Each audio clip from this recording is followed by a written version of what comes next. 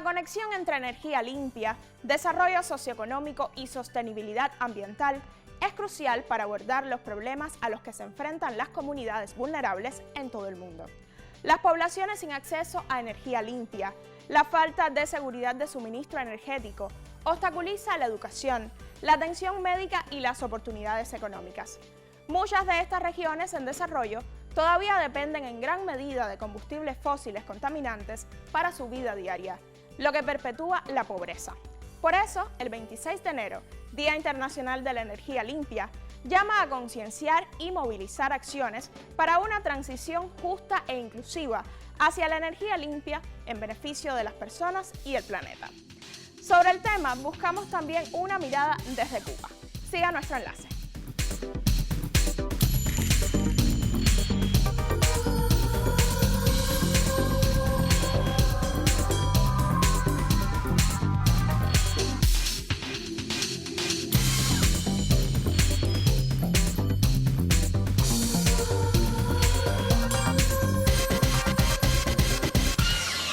Datos aportados por Naciones Unidas estiman que si las tendencias actuales continúan, en 2030 una de cada 4 personas seguirá utilizando sistemas de cocina inseguros, insalubres e ineficientes, como la quema de leña o estiércol.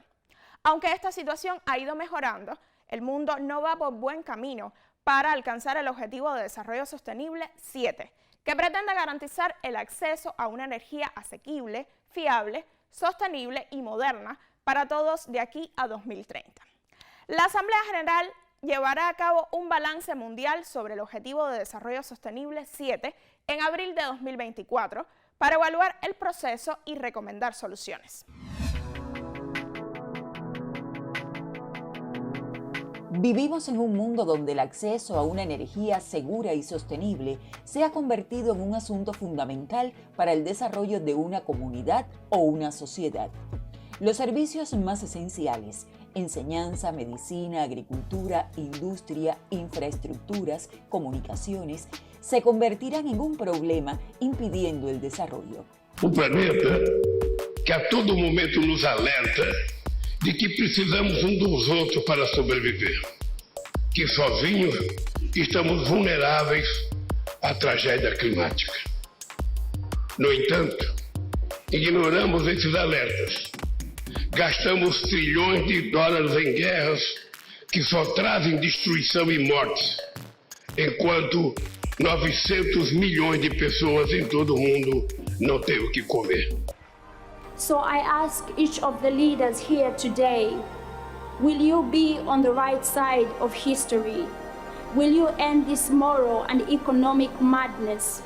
And if not, will you at least have the courage to be honest with your citizens and let them know why you have decided to ignore the science, ignore the economics, and ignore your moral responsibilities and put profit over the people and the planet?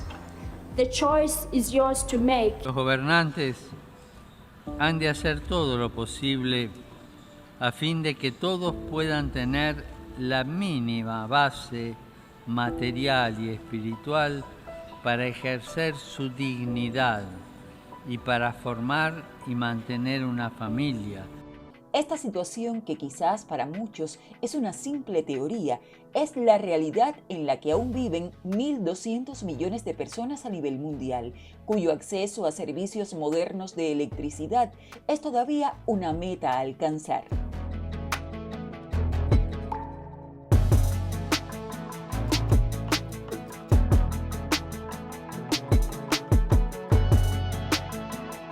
La mayoría de estas personas, a las que el Objetivo de Desarrollo Sostenible 7 pretende ayudar, se concentran en una docena de países de África y de Asia.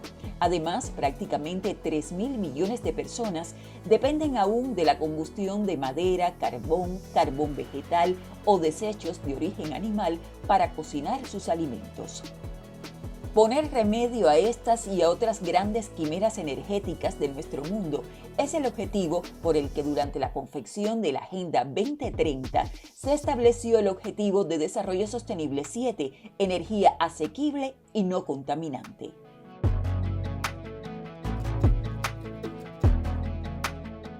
Y es que además del acceso como tal a la energía eléctrica, este reto plantea minimizar los niveles contaminantes que predominan en una gran parte de la energía que consumimos. No podemos olvidar que alrededor del 60% de todas las emisiones mundiales de gases de efecto invernadero nacen de la generación y consumo de la energía, motivo por el que un cambio de modelo de generación hacia energías renovables se presenta como clave para lograr este reto.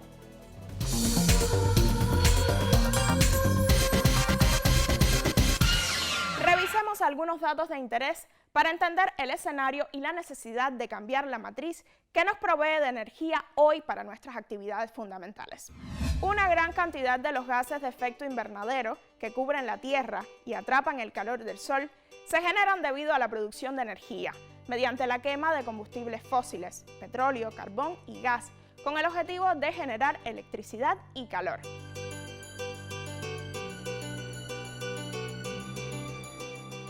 La ciencia es clara. Si queremos limitar el cambio climático, debemos evitar depender tanto de los combustibles fósiles e invertir más en fuentes de energía alternativas que sean limpias, accesibles, asequibles económicamente, sostenibles y confiables. Las fuentes de energía renovables que se encuentran en abundancia en nuestro entorno, ya sean aportadas por el sol, el viento, el agua, los residuos o el mismo calor de la Tierra, son renovadas por la propia naturaleza y emiten pocos o ningún contaminante o gases de efecto invernadero en el aire.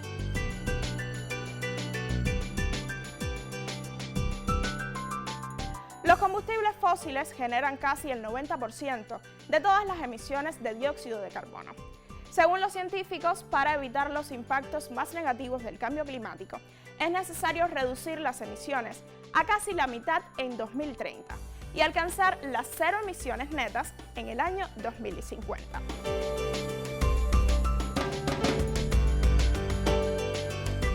En este escenario, las fuentes de energía más limpias, tales como la energía eólica, solar, geotérmica, hidroeléctrica, van ganando terreno. Cerca del 29% de la electricidad proviene actualmente de fuentes de energía renovables.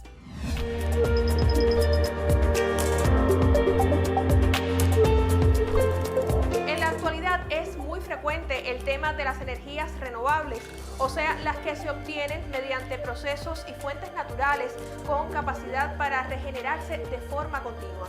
En los 2000, el desarrollo científico-tecnológico les dio un impulso grande, pero los seres humanos las conocían desde mucho antes. Pensemos, por ejemplo, en el momento en que las primeras civilizaciones utilizaron el fuego para conseguir luz y calor. Madera, hojas de árboles y materia animal son parte de una fuente de energía conocida como biomasa. Más adelante en el tiempo, los molinos de agua y de viento resultaron imprescindibles para el desarrollo de la agricultura. La energía eólica también permitió la exploración global y el comercio. Llegó luego el siglo XVIII con el carbón como impulso a la revolución industrial. No obstante, ante el hollín y la contaminación del aire, comenzó la búsqueda de nuevas fuentes de energía. Y hacia 1870, John Rockefeller formó la Standard Oil, empresa petrolera estadounidense. El resto de la historia ya lo conocemos, definitivamente marcado por el uso de combustibles fósiles. Sin embargo, el interés por las energías renovables está de nuevo en primer lugar. La razón es simple: las fuentes de petróleo, gas y carbón se están agotando. Además, numerosos estudios climáticos demuestran que su consumo incide en el calentamiento del planeta y ese es un asunto muy serio por sus consecuencias para la vida en la Tierra. Por otro lado, disminuyen los costos de las tecnologías asociadas a las fuentes renovables y esto ayuda a pensar en la posibilidad real de comenzar la transición hacia un mundo post-petróleo. Entre las más conocidas están la solar, la eólica y la hídrica. Sin embargo, hay otras como la biocarburante. Se trata de una mezcla de sustancias orgánicas que deriva de la biomasa, materia también orgánica originada en un proceso biológico, espontáneo o provocado. Encontramos además la geotérmica, a partir del aprovechamiento del calor interno de la Tierra en los yacimientos de agua caliente, por ejemplo. Varios países impulsan también la mareomotriz, a partir de las mareas, y la undimotriz, que captura energía del movimiento mecánico de las olas.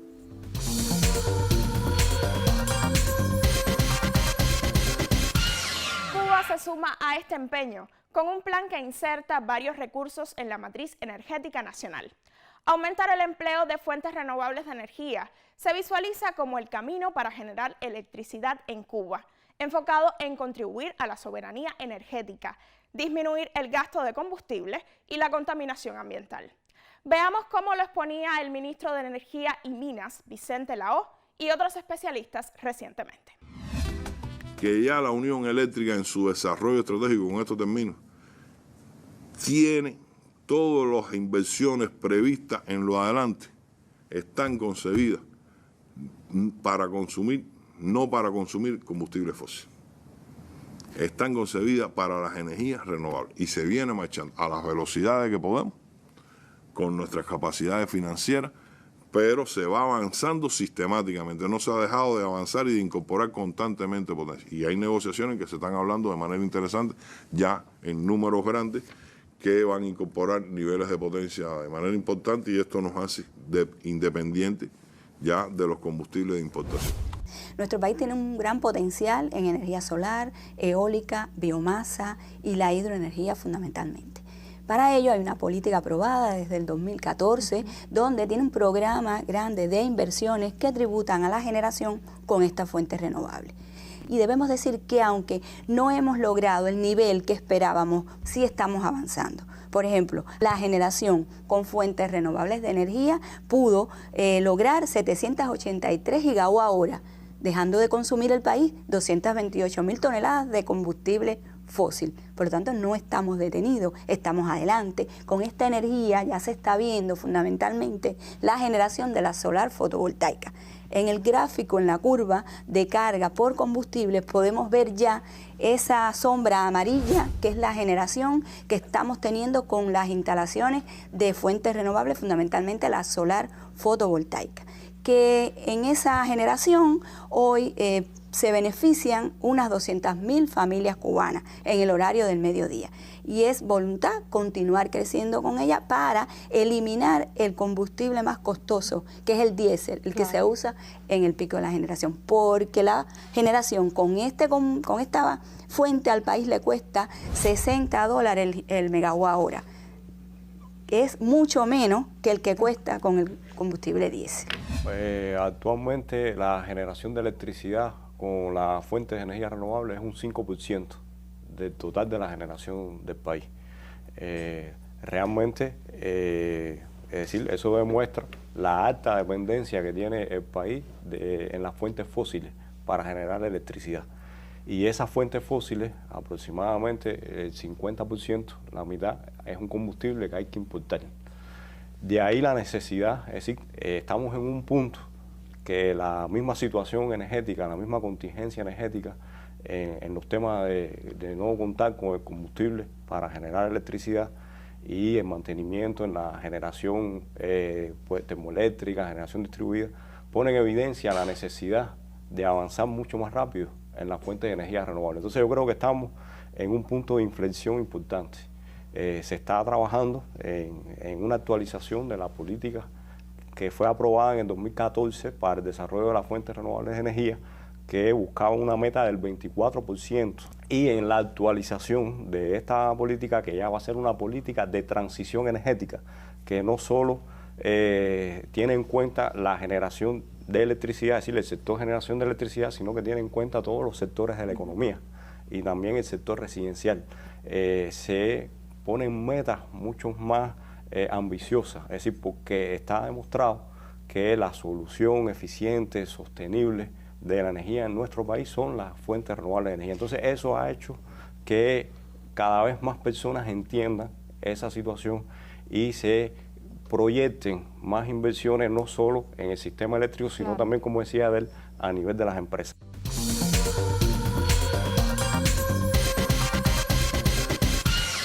Les proponemos ahora ver un caso específico que muestra cómo se utiliza la energía fotovoltaica para generar electricidad en una organización mediática.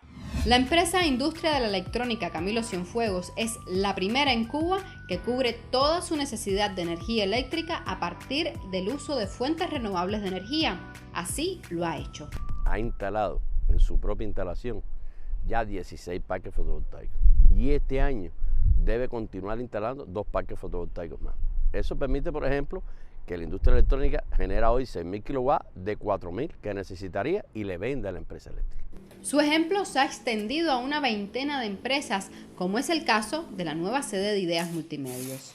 Este parque que está aquí es un parque que tiene 60 paneles fotovoltaicos y que diariamente puede generar entre 120 y 140 kWh de acuerdo a cómo se comporte el sol. Estas son algunas de las ventajas que tiene usar, en este caso, la energía fotovoltaica. Disminuye el consumo de energía, disminuye lo que tienes que pagar por ese consumo de energía y aparte de eso tienes una estabilidad energética, que tienes un plan que de acuerdo a la situación como se comporta en el país, tú tienes una energía garantizada diariamente. Una segunda etapa de la generación es el almacenamiento para ser autosuficientes. Aunque aún Ideas Multimedios no cuenta con uno, este parque fotovoltaico ayuda a reducir el consumo energético. Hoy generan una parte importante de su energía y próximamente van a generar y tener autosuficiencia energética a partir de acumulación, inclusive para la noche. Por tanto, se impone un cambio de mentalidad para cambiar la matriz energética del país. Estas son las posibilidades que tenemos que aprovechar esto y que esta es la energía del futuro. Laura Prada, Ideas Multimedios.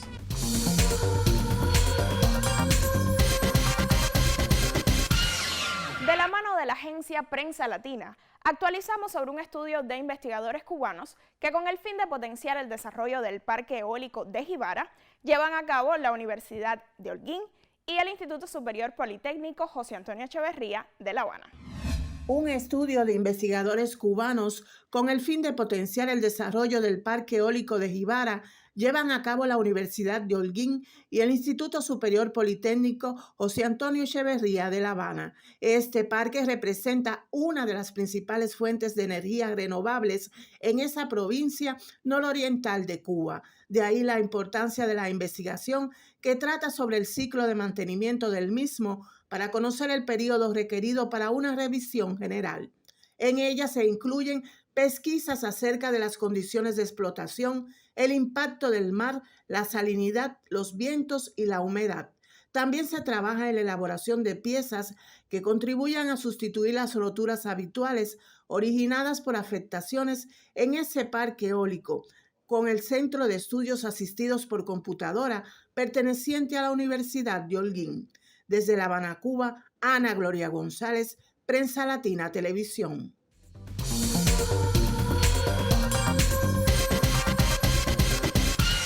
Sobre los beneficios de la energía eólica y la que se obtiene a través del uso de la biomasa, profundizamos a través del criterio de un especialista. Un importante desarrollo alcanza la energía eólica a nivel global con más de 600.000 megawatts instalados. China resulta ser el país líder en esta dirección, tanto que prepara el mayor parque eólico del mundo con aerogeneradores de gran tamaño capaces de abastecer alrededor de 16.000 hogares, mientras otras naciones pretenden incorporar esas experiencias a sus dinámicas cotidianas, incluso desde las pequeñas escalas y a pesar de los pocos recursos.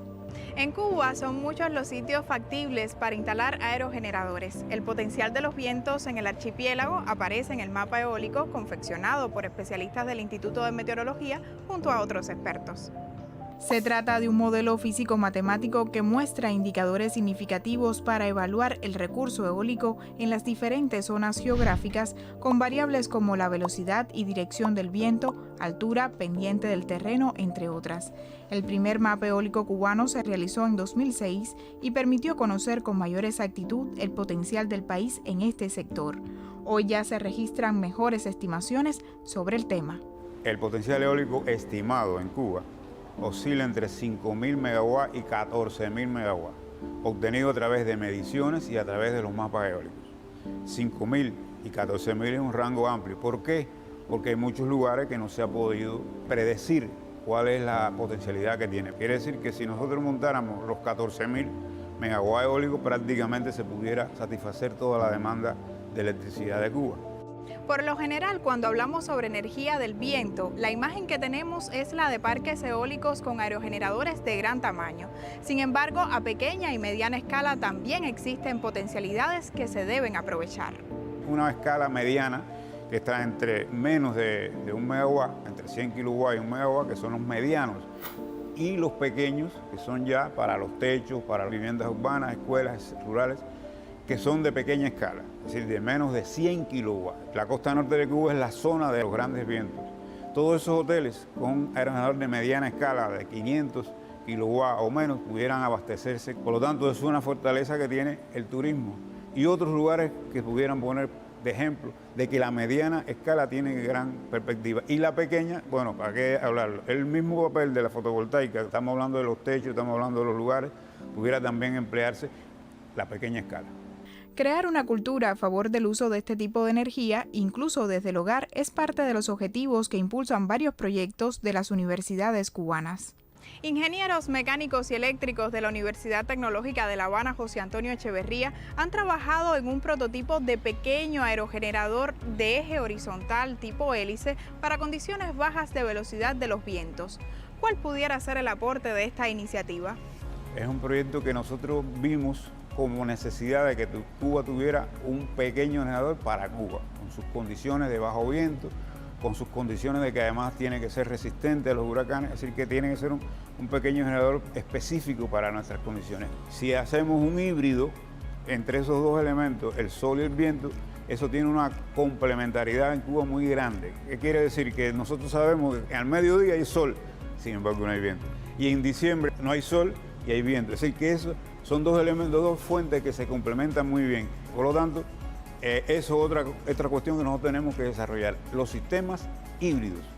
El desarrollo de la energía eólica es imprescindible para la transición energética en Cuba. Generar el 100% de electricidad a partir de las fuentes renovables dependerá también del aprovechamiento del potencial de los vientos en el país.